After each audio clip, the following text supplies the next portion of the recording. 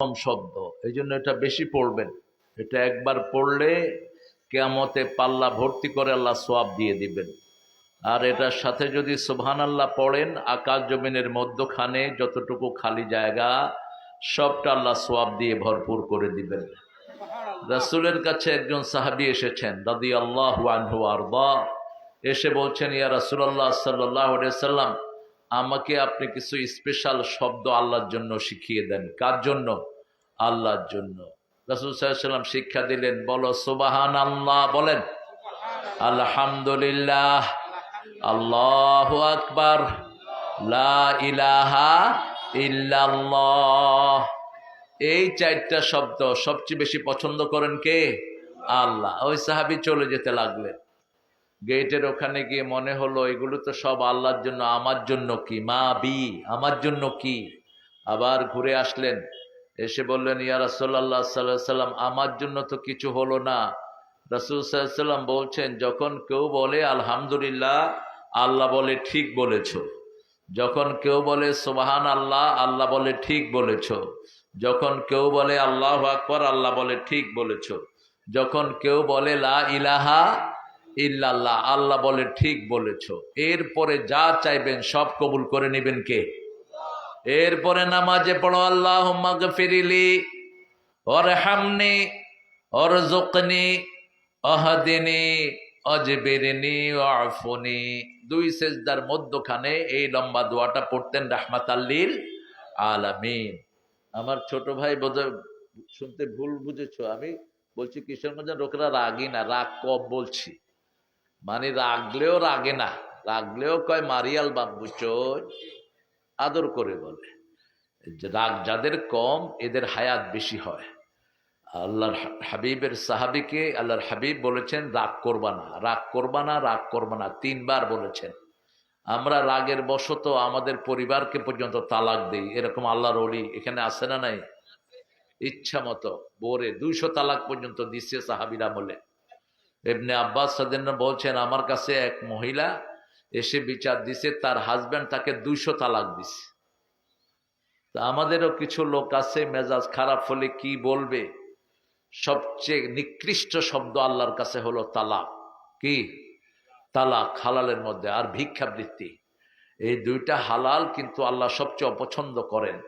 আল্লাহর কাছে এই হাতটা উপরে, এই হাতটা বেশি শ্রেষ্ঠ এই হাতের চেয়ে। ইয়াদুল উলিয়া খায়রুম মিন ইয়াদিস সুফলা।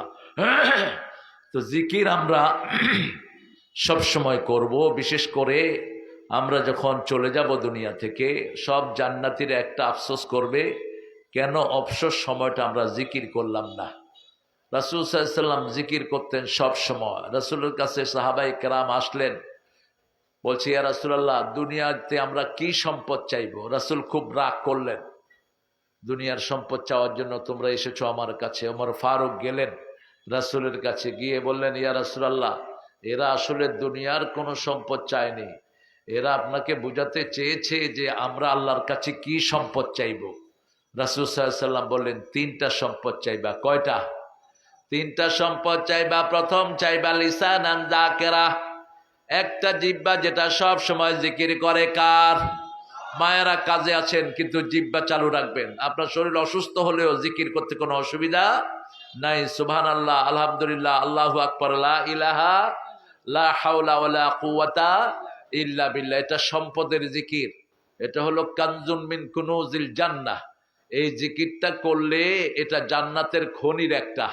আবার রাসূল সাল্লাল্লাহু আলাইহি সাল্লাম বলেছেন, জান্নাতের একটা দরজাও হলো এই লা হাওলা ওয়ালা কুওয়াতা ইল্লা বিল্লাহ। যত কঠিন জিনিস সব আপনাকে সহজ করে দিবেন কে? একজন সাহাবী তার ছেলেকে যুদ্ধে পাঠালেন।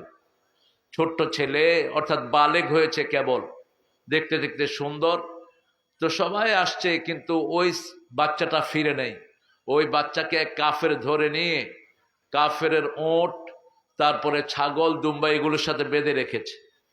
সাহাবী রাদিয়াল্লাহু আনহু ওনার স্ত্রী সহ রাসূলের কাছে আসলেন, এসে বললেন, ইয়া রাসূলুল্লাহ সাল্লাল্লাহু আলাইহি সাল্লাম, আইনা সবি, আমার বালক কোথায়? রাসূল সাল্লাল্লাহু আলাইহি সাল্লাম বললেন, আসে নাই। কয় না, আসে নাই। বলছে, তুমি লা হাওলা পড়ো, তুমি আর তোমার স্ত্রী, দেখবা ওই সন্তান রাতের ভিতরে ফিরে আসবে। লা হাওলা পড়া শুরু করলেন। সকালবেলায় দেখে অনেকগুলো ওট, ছাগল, দুম্বা নিয়ে ছেলে বাড়িতে হাজির। এখন পিতামাতা দেখলো অনেকগুলো ওট, দুম্বা, বাছুর। জিজ্ঞেস করলো, এগুলো কোত্থেকে আনছো? বলছে, আমাকে এগুলো সহ বেঁধে রেখেছিল, কিন্তু হঠাৎ করে কে যেন আমাকে উঠায়া এই গরু টরু সহ, এই যে ওট টোট সহ না এখানে দিয়ে গেছে। আরো আস্তে কর সুবহানাল্লাহ।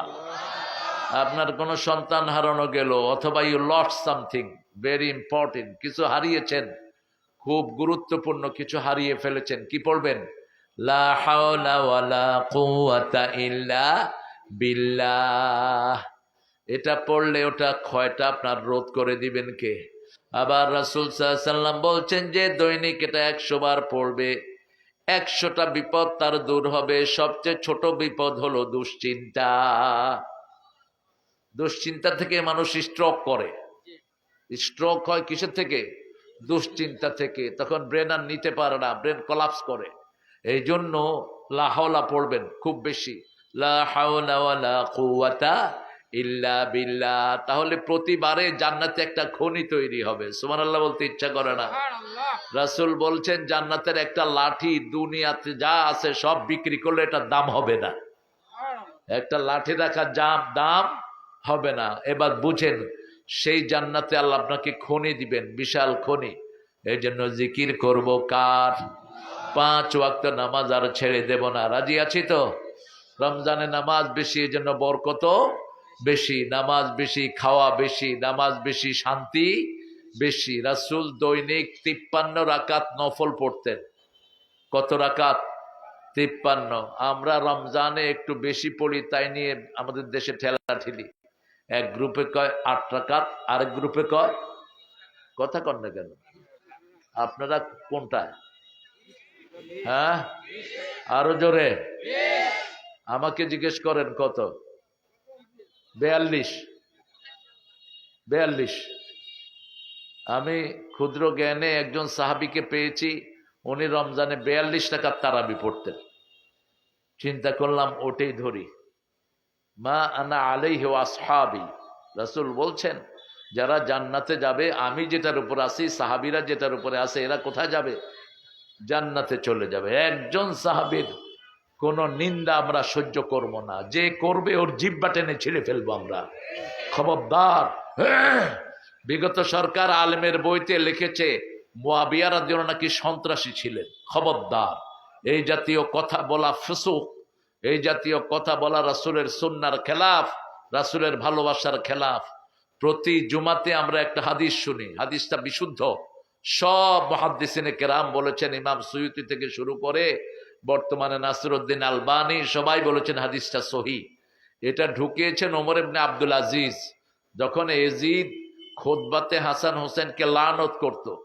ওমর ইবনে আব্দুল আজিজ যখন খলিফা হলেন, ওই জায়গাটা বাদ দিয়ে এখানে ঢুকিয়ে দিয়েছেন আল্লাহ আল্লাহ ফি আসহাবি লা তাত্তাখিযহুম গারাদাম মিন বাদি ফামান আহাব্বাহুম ফাবিহুব্বি আহাব্বাহুম ওমান আবগাদাহুম ফাবিবুগদি আবগাদাহুম খায়রুল কুরুনি করনি সুম্মা আল্লাযীনা ইয়ালুনাহুম সুম্মা আল্লাযীনা ইয়ালুনাহুম। রাসূল বললেন, আল্লাহর কসম করে, আল্লাহ আল্লাহ ফি আসহাবি, আমার সাহাবীদের ব্যাপারে শুনো, তাদেরকে তোমরা নিন্দার পাত্র, বৎসনার পাত্র, বিভিন্ন রকমের কুৎসা রটনার পাত্র বানায়ও না। যদি তাদেরকে ভালোবাসো, আমি রাসূলের ভালোবাসা তোমাদের সাথে থাকবে, আর যদি তাদেরকে ঘৃণা করো, আমার ঘৃণা তোমাদের সাথে থাকবে। জেনে রেখো সর্বশ্রেষ্ঠ যুগ আমার যুগ। সুবহানাল্লাহ। সর্বশ্রেষ্ঠ যুগ কার যুগ?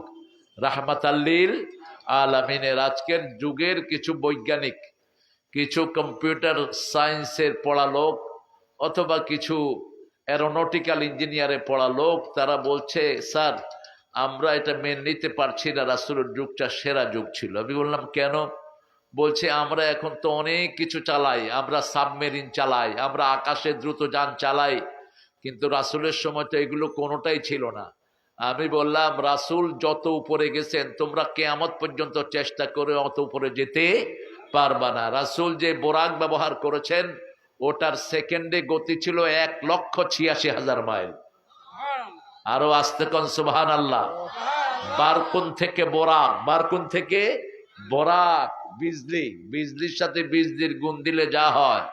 এই রাসূল এই বোরাকে করে প্রথম এসেছেন কোথায়? বাইতুল মুকাদ্দাস। ওখান থেকে রফরফে করে চলে গেছেন 7 আসমানে। সুবহানাল্লাহ। ওই রফরফ ছিল বোরাকের চেয়ে দ্রুতগামী। রফরফ ছিল একটা সিঁড়ির মতো, মেরাজ, উরুজ, সিঁড়ি ভেঙে ভেঙে উপরে ওঠা। রাসূল সেটা ভেঙে ভেঙে উপরে উঠলেন। রাসূলের মেরাজ না হলে মাইক হতো না, টেলিভিশন হতো না, বিজ্ঞানের কোনো জন্ম হতো না যদি মেরাজ না হতো। আবু জেহেল পরের দিন সকালে রাসূলকে জিজ্ঞেস করছে, মোহাম্মদ কালকে সন্ধ্যার পরে কোথায় ছিলা?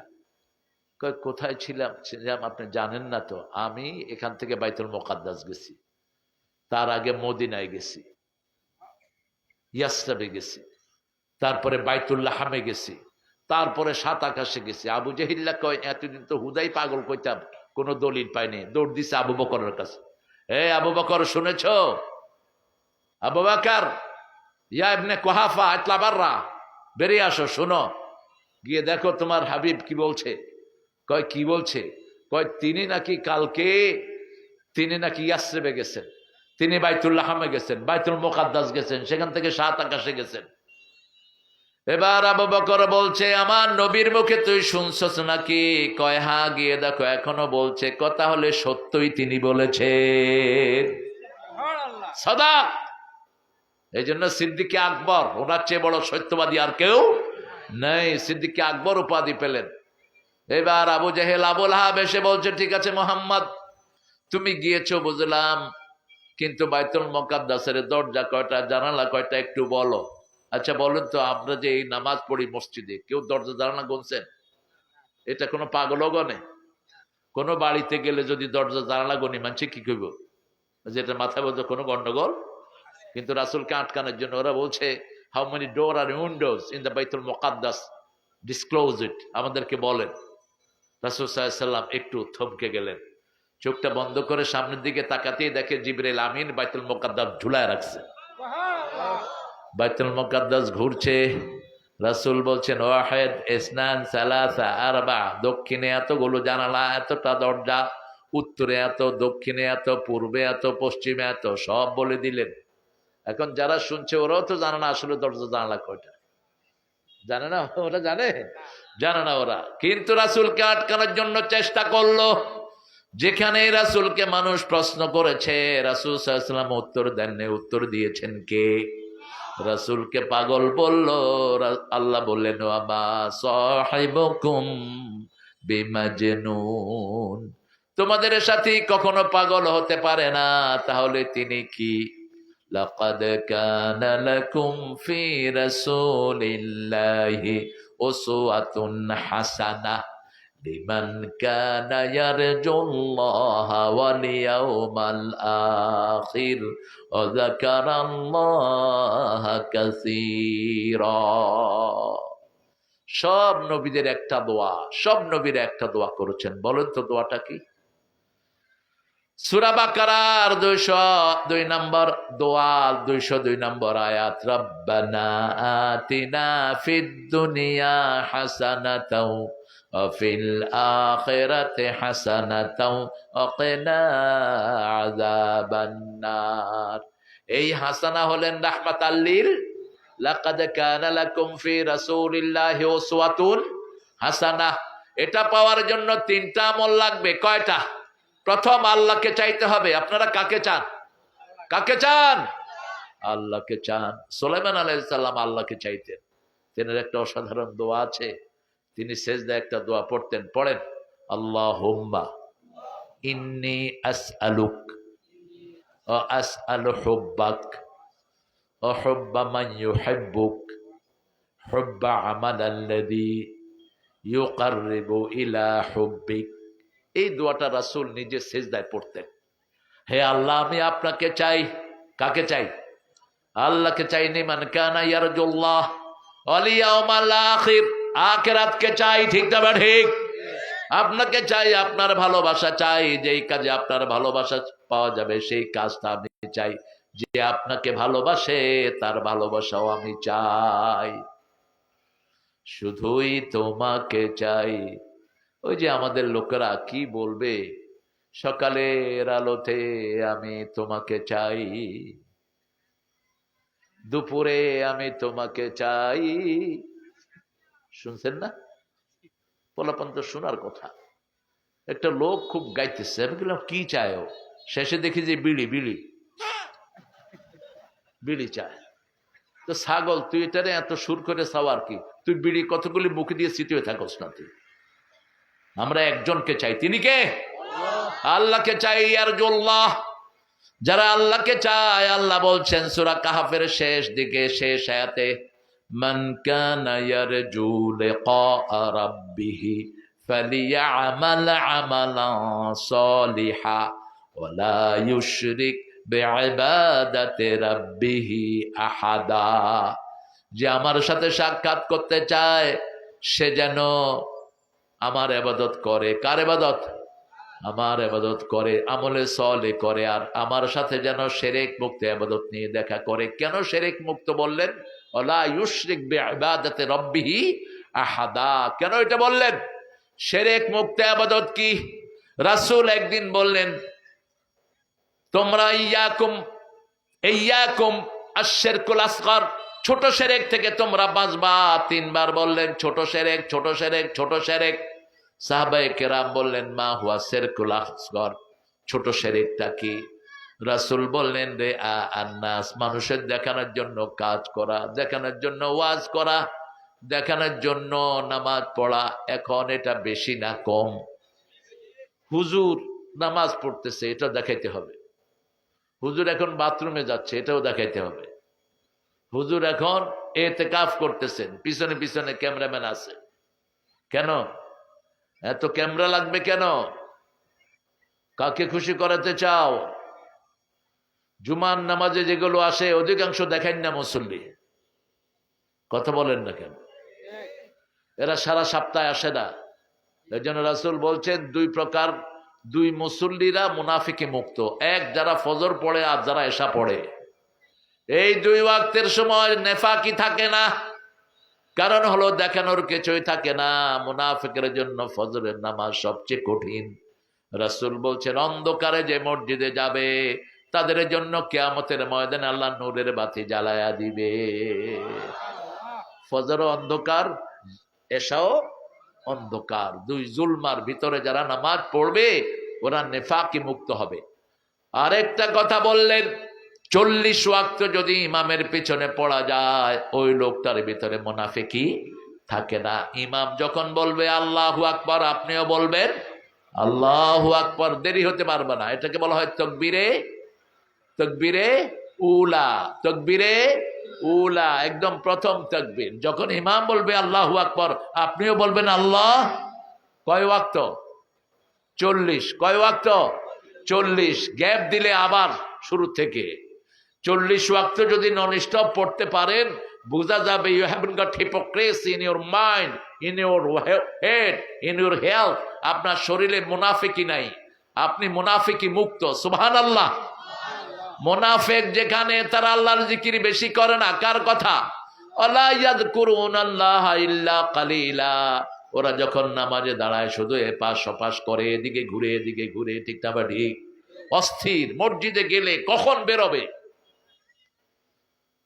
কখন বেরোবে? আল মুমিনু ফিল মসজিদ কাসসামাক ফিল মা ওয়াল মুনাফিক ফিল মসজিদ কাত্তাইরি ফিল কাফাস। খাঁচার ভিতরে পাখি যেমন ছটফট করে, মুনাফিক মসজিদে গেলে কি করে? আরে হুজুর এত দেরি করে কেন? হুজুর নামাজে যখন একটু ক্যারেক্টার লম্বা হয় পিছর থেকে হ্যাঁ হ্যাঁ আছে না? একটা দুইটা না, কিন্তু অসংখ্য। একটা শুরু করে এক বাঁদর, সাথে অন্য বাঁদরগুলো হাজির হয়। খবরদার, মসজিদে যদি গলা খাকি দাও ইমামকে সতর্ক করার জন্য, তোমার নামাজ শেষ, নামাজ শেষ। মসজিদ তোমার বাপের জায়গা না। মুআজ বিন জাবালের নাম শুনছেন? একজন সাহাবী। কি নাম বললাম? মুআজ বিন জাবাল। রাসূল যে ইনিকে কি ভালোবাসতেন, সুবহানাল্লাহ বলি, কি ভালোবাসতেন। রাসূল হাত ধরে বলছে, মুয়াজ, আল্লাহর কসম তোমারে আমি ভালোবাসি। আল্লাহ বলেছেন, নবীকে যদি অনুসরণ করো আমি আল্লাহ তোমাকে ভালোবেসে সব গুনাহগুলো মাফ করে দেব। আর সেই রহমতের নবী মুয়াজের হাত ধরে বলছে, আল্লাহর কসম আমি তোরে ভালোবাসি। সেই মুয়াজকে বললেন, 5 ওয়াক্ত নামাজের পরে একটা দোয়া কখনো ছেড়ে দিবে না। আল্লাহুম্মা আইন্নি আলা যিকরিকা ওয়া শুকরিকা ওয়া হুসনি ইবাদাতিক। পড়েন তো আপনারা, এটা পড়েন তো? হায় হায়, পড়েন না? বলেন, আল্লাহুম্মা আইন্নি আলা যিকরিকা ওয়া শুকরিকা ওয়া হুসনি ইবাদাতিক। হে আল্লাহ, আমাদেরকে সাহায্য করেন আপনার জিকির করতে, আপনার জিকির করতে, শুকরিয়া আদায় করতে এবং আপনার ইবাদতগুলো সুন্দর করে করতে। আল্লাহ সাহায্য না করলে আপনি পারবেন? আর যখন যে নামাজ পড়বেন মনে করবেন এটা শেষ নামাজ। এটা কি নামাজ? কি করে ঘুমিয়ে থাকো ফজর করে কাজা, এমন তো হতে পারে জোহরে জানাজা। হয়েছে না অনেক লোক? এসা মাগরিব পড়েছি, আর এসা পড়ার কোনো নিশ্চয়তা আছে? এই জন্য রাসূল প্রতি ওয়াক্ত নামাজে একটা হাদিস পড়তেন, যেটা বাংলাদেশের কোথাও আমি পাইনি, আরবদের মধ্যে পেয়েছি।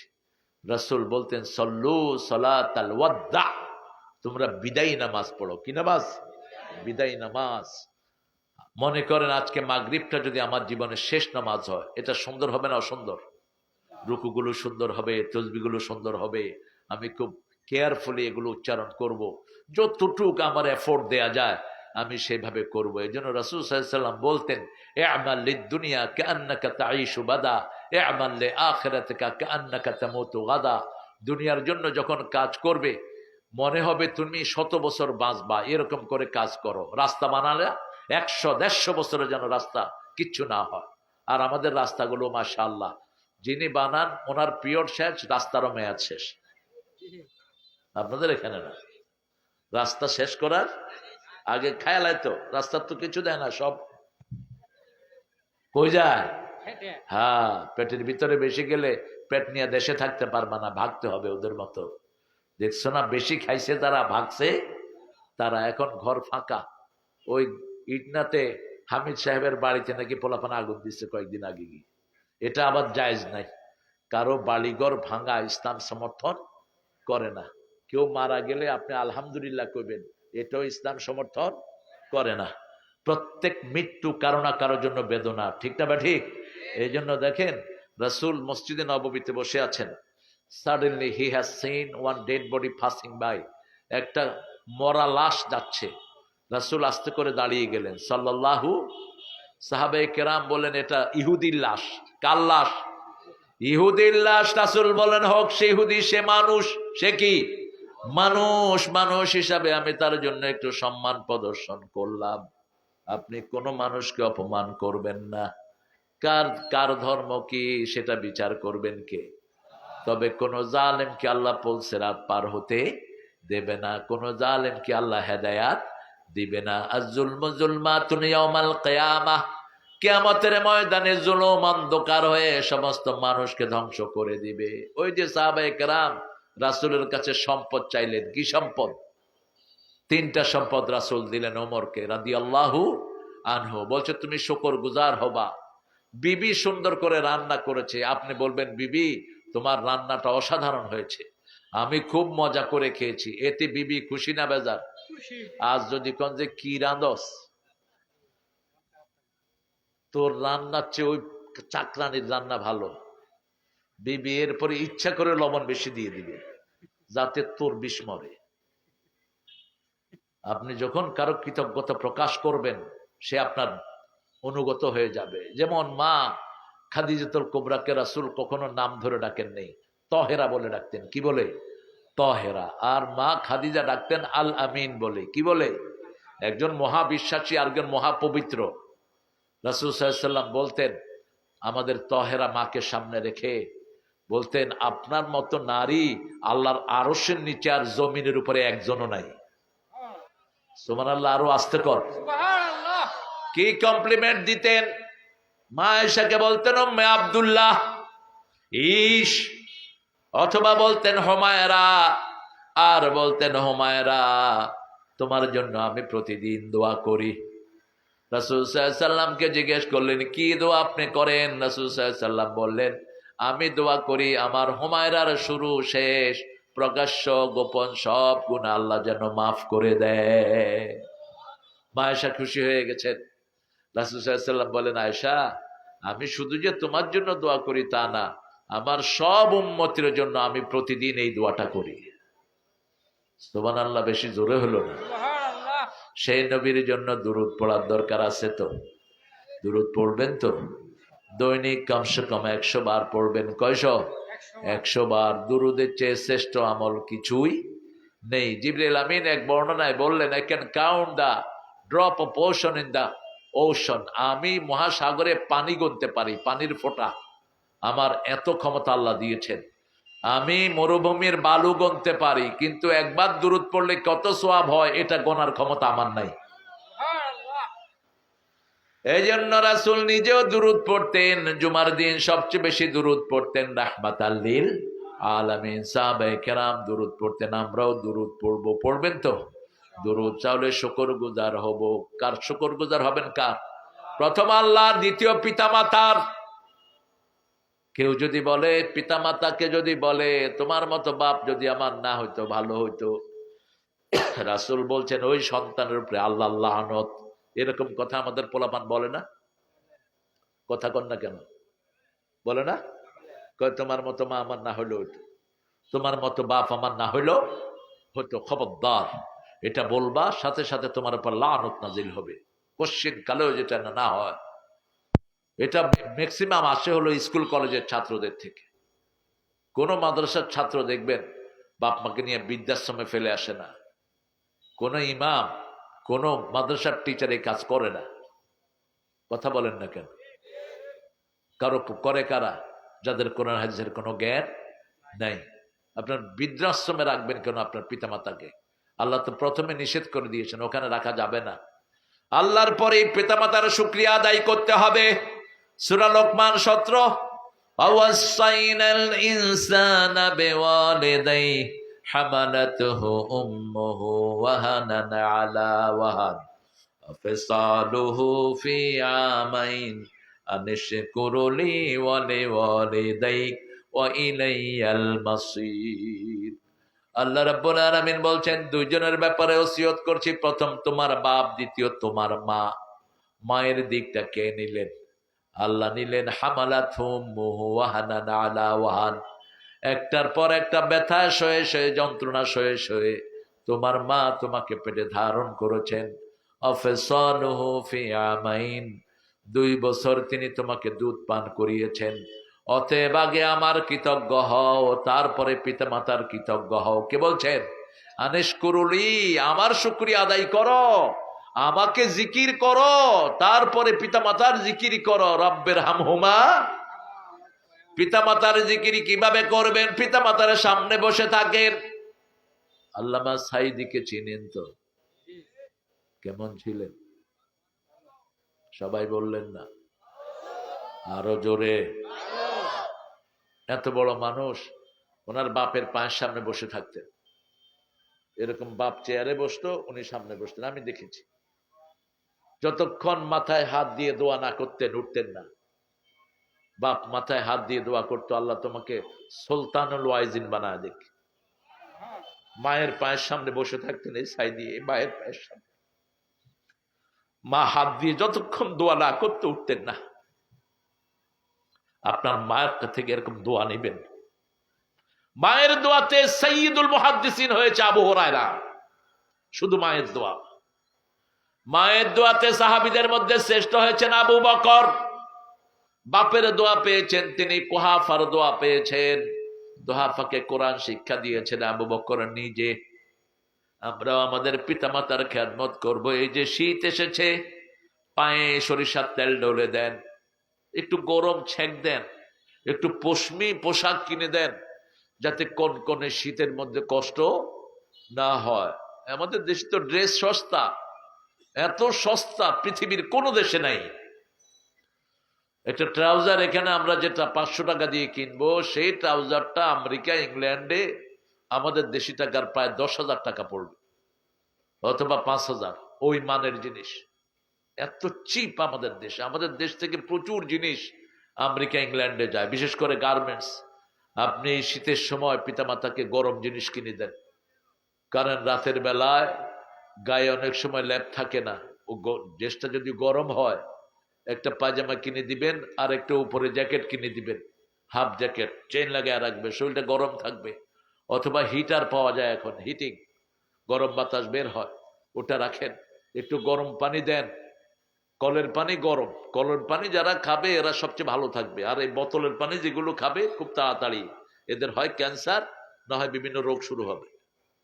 বোতল মানি ক্যান্সার, বোতল মানি কি, এগুলো ডাস্টবিনে ফেলে দিবেন সব। খাবেন টিউবওয়েলের পানি, গরমের সময় ঠান্ডা, ঠান্ডার সময় গরম। এত গরম না যেটা আপনার শরীর পোড়া যাবে, কি আরামের গরম। কালকে গোসল করেছি আমি টিউবওয়েলের পানিতে, লোকেরা একেবারে গরম পানি নিয়ে দৌড়াদৌড়ি করতেছে। আমি গরম হুজুর করে ওটা দিয়ে, আমি গরম বিরোধী। রাসূল সাল্লাল্লাহু আলাইহি ওয়াসাল্লাম জীবনে কোনোদিন গরম পানি দিয়ে গোসল করেন নাই। এমনি নিচের থেকে যেটা উঠতো উষ্ণ যেটা, ওটা না গরম না ঠান্ডা, কি আরাম। ওটা খেতেও তো মজা, কি বলেন? নিচেরটা খাবেন। সূরা মুলকের শেষ আয়াত, ইন আসবাহা মাউকুম গাওরান ফামাইয়াতিকুম বিমাইম মাঈন। তোমার পানি যদি নিচে নেমে যায়, কে স্বাস্থ্যসম্মত পানি তোমার জন্য তুলে দেয়? তাহলে প্রথম সম্পদ চাইতে হবে আমি যেন শুকরিয়া আদায় করতে পারি। প্রথম শুকরিয়া আদায় করবো কার? ফাযকুরুনি আযকুরকুম ওয়াশকুরুলি ওয়ালা তাকফুরুন। খাবো আলহামদুলিল্লাহ, ঘুমাবো আলহামদুলিল্লাহ, লেখাপড়া করবো আলহামদুলিল্লাহ, আর যখনই বিপদে পড়বো ইন্না লিল্লাহ। কি সুন্দর শিখিয়ে দিয়েছেন সব। তুফান আসলো, কোনো বিপদে পড়লেন লা ইলাহা ইল্লা আনতা সুবহানাকা ইন্নী কুনতু। এটা যদি মৃত্যুর বিপদ হয়, বাঁচিয়ে দিবেন কে? আল্লাহ। এটা পড়তে থাকে না, মা কুন্না মুআযযিবিহিম ওয়া হুম ইস্তাগফিরুন। আল্লাহ বলছেন, বান্দা যখন আমার কাছে গুনাহ মাপ চায়, কোনো আযাব আমি তাকে দেই না।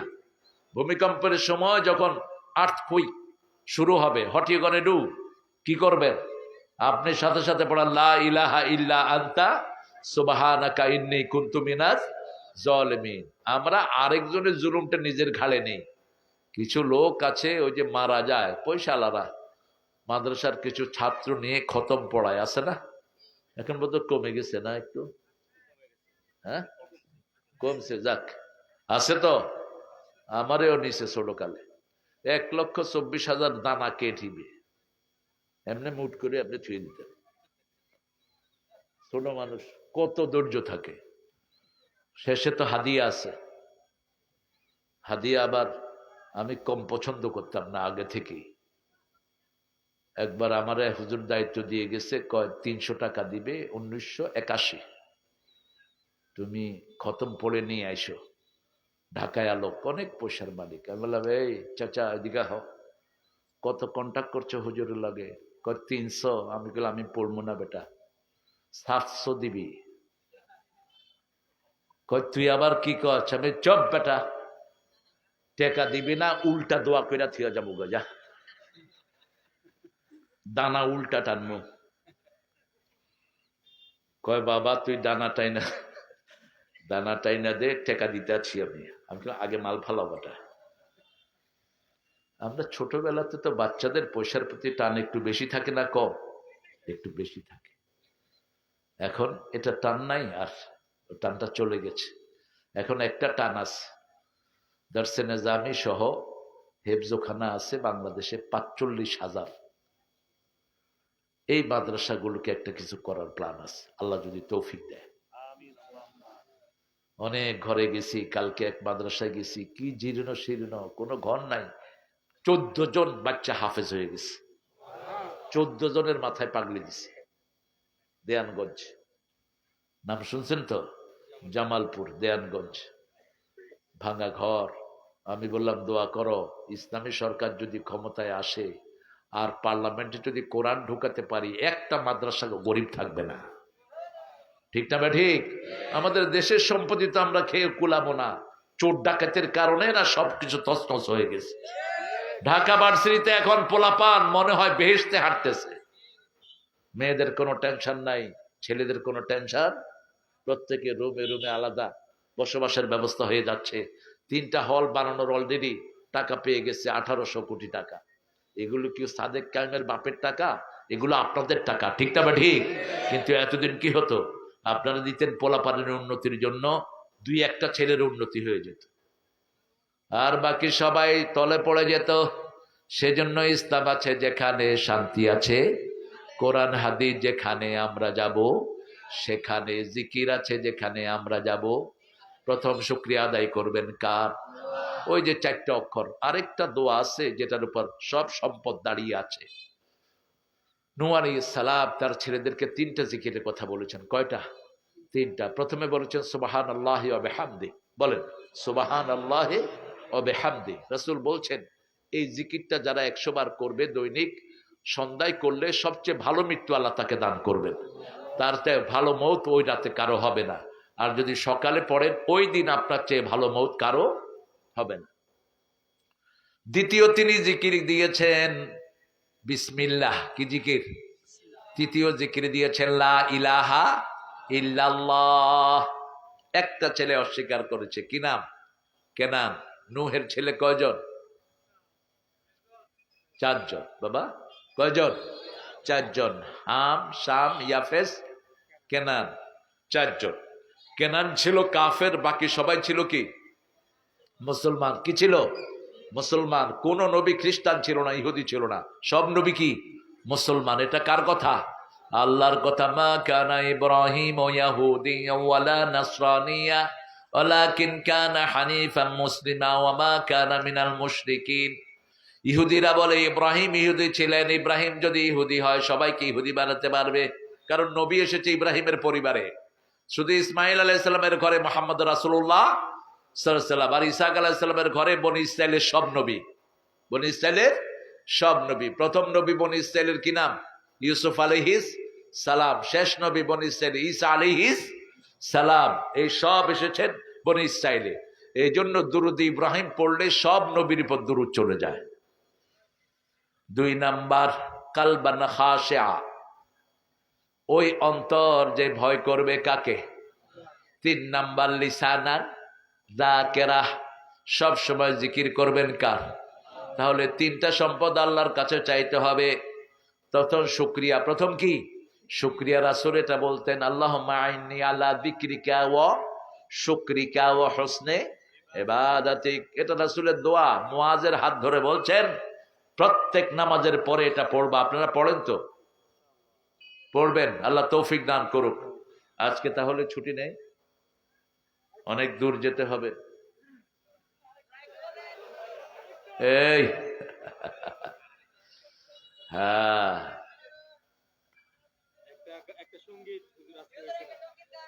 কি সঙ্গীত গাইব কও? আমাকে শহীদ করে সেই মিছিলে শামিল করে নিও, যে মিছিলের নেতা আমির হামজা, খোবায়ে বেখাবাব আল্লাহর ছিল যারা অতি প্রিয়, শামিল করে নিও। শহীদ হতে চান তো? চান? দেখি একটু হাত তোলেন তো, কারা কারা চান?